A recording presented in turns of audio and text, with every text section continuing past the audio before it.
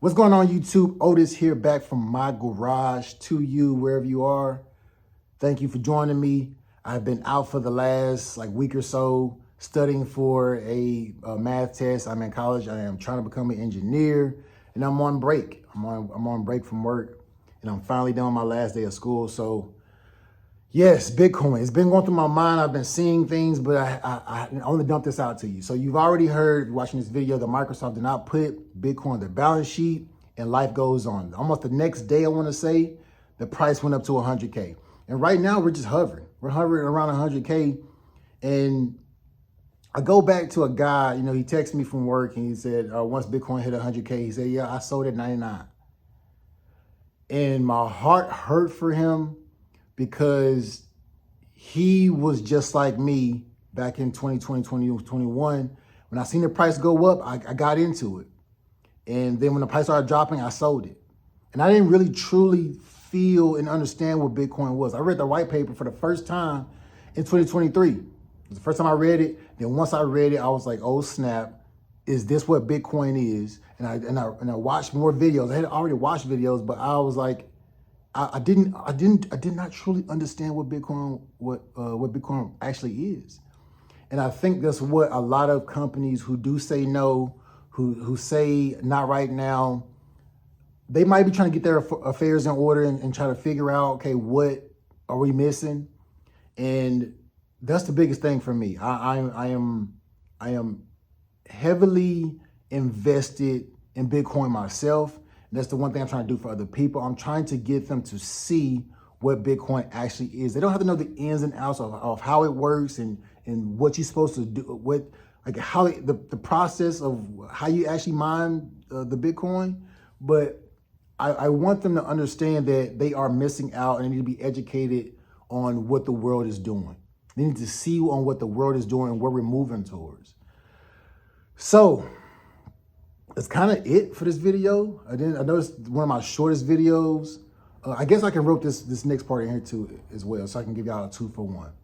So if you don't see the digital change, if anybody who's over the age of 50, you probably wrote a check to pay for your groceries or a check to pay for something. And at one point, that grocery store stopped accepting checks, right? Because there was so many fraudulent. I used to work at a grocery store, and we get some sketchy people in there sometimes, and we would get some bad checks. And we would say, no, we aren't gonna accept this check. And then we got to a point where we stopped accepting checks, right? And then it was always just debit or credit. And I used to question people because I didn't know necessarily that you putting your credit card on, you buying groceries with your credit card, that's kind of, it felt like you were broke. Like you had the credit, put something on credit. And all I do now is put things on credit. I don't even use my debit card because you don't have to. We're in a plastic age. And even in that technological shift of you going from, paper checks and cash to using plastic or metal, depending on who you are, that transition happened. And it's like, okay, well, life, it wasn't some grand, hey, hear ye, we're going to start switching to plastic cards only.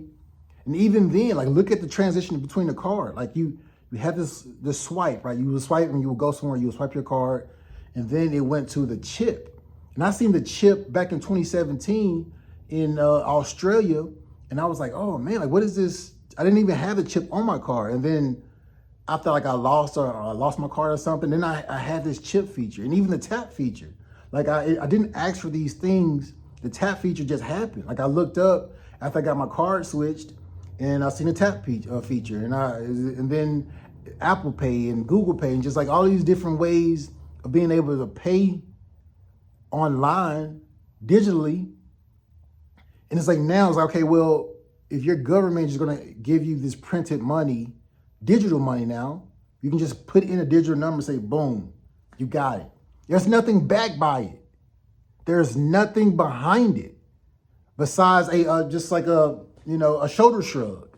Yes, your company earns money, and we give that money to that company, but the money itself, the government can just give your company, several billion dollars and just like, okay, yeah, here you go. And there's nothing, no proof. You would never know. But with Bitcoin, it is backed by trust. It's backed by proof.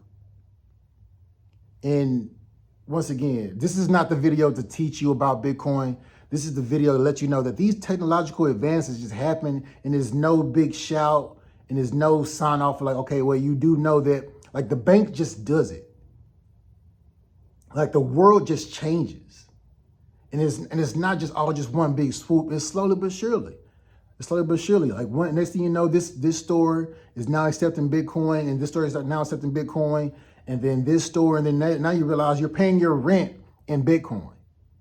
You're paying your mortgage. You're paying your car payments in Bitcoin. You're paying with crypto now. Like, and it's just a shift. But if it's scary times, there is no more Bitcoin left for you on these exchanges. The millionaires and the billionaires, they're figuring it out. The countries, they're figuring it out. And for people like you and I who are watching this video, if we don't catch on and we don't, reallocate our finances and look deeper and do a deeper dive into Bitcoin and say, yes, this is the next thing, you're going to miss out. You're going to miss out. And that's all I can say about this one. I have more to say about this whole past week. Also, BlackRock said, hey, listen, 2-3% might be a good allocation for people to invest in. Crazy. If you're putting 2 or 3% of, $100 million, 2 or 3% of, several $million. Come on, do the math. The Bitcoin is gonna come in like it's gonna be scary. But happy Friday the 13th. Until the next one. Peace.